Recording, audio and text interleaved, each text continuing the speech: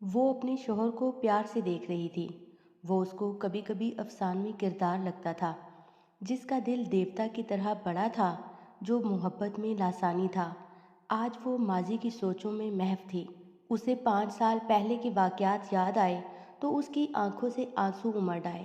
وہ کتنی نادان تھی۔ اگر اسے وہ شخص مل جائے تو اسے قتل کر دے، چاہے بعد میں اسے پھانسی ہی کیوں نہ ہو جائے۔ اس کی ملاقات اس لڑکے سے پہلی بار ایک ریسٹورنٹ میں ہوئی، جب وہ اپنی سہیلیوں کے ساتھ کھانا کھا رہی تھی۔ ان کی نظریں آپس میں ملیں۔ اس کی شخصیت میں سحر تھا۔ اس لڑکے نے ایک پرچی پر اپنا فون نمبر لکھ کر اپنی ٹیبل پر رکھ دیا۔ اس کی قسمت خراب تھی کہ اس نے اس پرچی کو بعد میں اپنے پرس میں رکھ لیا۔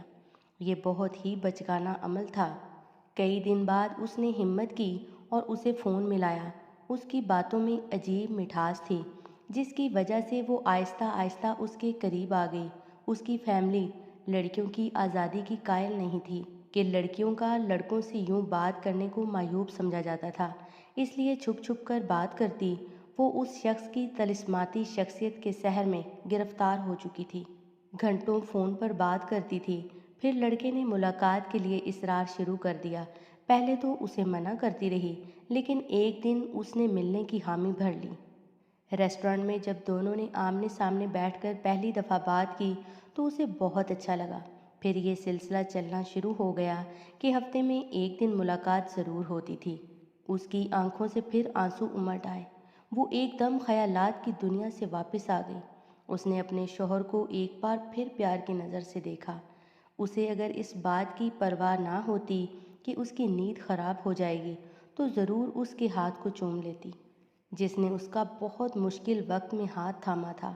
آج نیند اس سے کوسوں دور تھی۔ وہ پھر ماضی کی دنیا میں واپس چلی گئی۔ اس لڑکے نے اسے پہلی بار اپنے گھر آنے کی دعوت دی۔ اس نے بتایا تھا کہ وہ یتیم ہے، اس کا دنیا میں کوئی نہیں ہے۔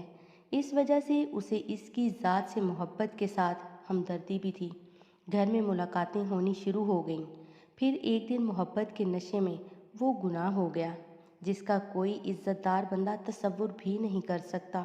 وہ اس دن بہت روئی تھی کہ اس سے یہ غلطی کیوں ہو گئی، مگر اسے اس لڑکے کی محبت پر بھروسہ تھا کہ وہ اس کی غلطی کو جلد ہی شادی کے ذریعے ٹھیک کر دے گا۔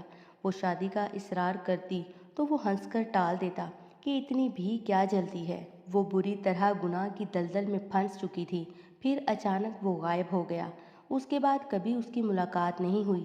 اس کا گھر بھی خالی تھا جو کرائے کا تھا۔ اس کے موبائل نمبرز بھی بند تھے۔ اس نے رو رو کر برا حال کر دیا۔ اس کا گناہ اتنا بڑا تھا کہ کسی کو بتا بھی نہیں سکتی تھی۔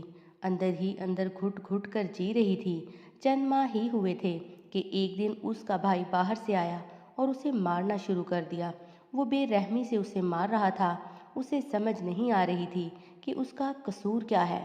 اس نے پوچھا، مگر وہ کچھ نہیں سن رہا تھا، بس وہ مارتا ہی چلا جا رہا تھا۔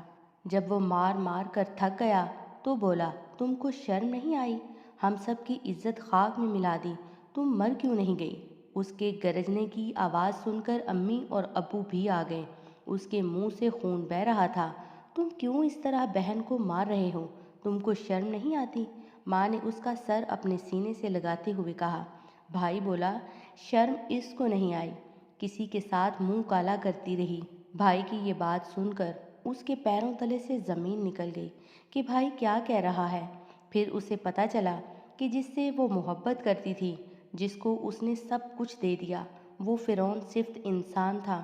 وہ ایک بھیڑیا تھا جو شکار کرتا تھا۔ اس نے خفیہ کیمروں کے ذریعے گناہ کے مناظر کو محفوظ کر کے چند پیسوں کے لیے انٹرنیٹ پر فروخت کر دیا۔ اس کا پیشہ یہی تھا۔ ایسی ذلت کی زندگی سے اچھی موت ہے۔ اس نے زہر کھا لیا، مگر اللہ کو کچھ اور ہی منظور تھا۔ اس کو بروقت ہسپتال پہنچایا گیا۔ اس کی جان بچ گئی۔ گھر والے اس کے بعد وہ علاقہ چھوڑ کر نئے علاقے میں شفٹ ہو گئے۔ ایک دن اس کے والد نے بتایا کہ ایک رشتہ ہے، معقول لڑکا ہے، اچھی جاب کرتا ہے، کل لڑکے والے دیکھنے آئیں گے۔ لڑکے والے آئے اور اسے پسند کر گئے، مگر وہ خود دل سے مطمئن نہیں تھی۔ اسے سچ بتانا تھا۔ اس نے کسی طرح لڑکے کا نمبر لیا اور اس سے بات کی۔ اس نے سب کچھ سچ سچ بتا دیا۔ اس نے ساری باتیں سننے کے بعد کھلے دل سے اس کو قبول کیا۔ اس نے زندگی کے کسی موڑ پر بھی اسے اس بات کا طعنہ نہیں دیا، بلکہ اس نے اس کی سوچ سے زیادہ اس کا احترام کیا اور پیار دیا۔ تم ابھی تک سوئی نہیں ہو؟ آرام کرو۔ اس کے شوہر کی آنکھ کھل گئی۔ جی میں بس سونے لگی ہوں۔ اس نے سائڈ پر رکھے ٹیبل لیمپ کی لائٹ بجھا دی، مگر ماضی کی سوچیں اس پر حاوی تھیں۔ نیند کی دیوی آج اس پر مہربان نہیں تھی۔ 10 سال بعد ایک دن دونوں میاں بیوی عام دنوں کی طرح شاپنگ پر نکلے۔ ایک اشارے پر ایک بھکاری اس سے بھیک مانگنے کے لیے آگے بڑھا۔ اللہ کے نام پر دے دو، اللہ جوڑی سلامت رکھے۔ وہ اسے صاف دیکھ سکتی تھی۔ اس نے 10 کا نوٹ پرس سے نکال کر اسے پکڑایا۔ اس کی زندگی کا آج بہت بڑا مسئلہ حل ہو گیا تھا، جس نے اس کی روح کو اندر سے گھائل کر رکھا تھا۔ وہ اس فقیر کی جسمانی خستہ حالی کو دیکھ سکتی تھی۔ اس کے ہاتھ پاؤں بالکل بیکار تھے۔ وہ چلتا پھرتا موت کا شاہکار تھا۔ اس نے اپنی آنکھیں بند کر لیں اور گاڑی کی سیٹ سے ٹیک لگا دی۔ واقعی خدا کی لاٹھی بے آواز ہے۔ اس شخص سے کیا بدلہ لینا جو اللہ کے عذاب میں پہلے ہی مبتلا ہے۔ یہ فقیر وہی شخص تھا جس نے 10 سال پہلے اس کی عزت پر داغ لگایا تھا۔ اس کے دل میں سکون تھا۔ اس کی بدلے کی آگ آج ٹھنڈی ہو چکی تھی۔ اشارہ کھل گیا۔ اس نے آنکھ کھولی۔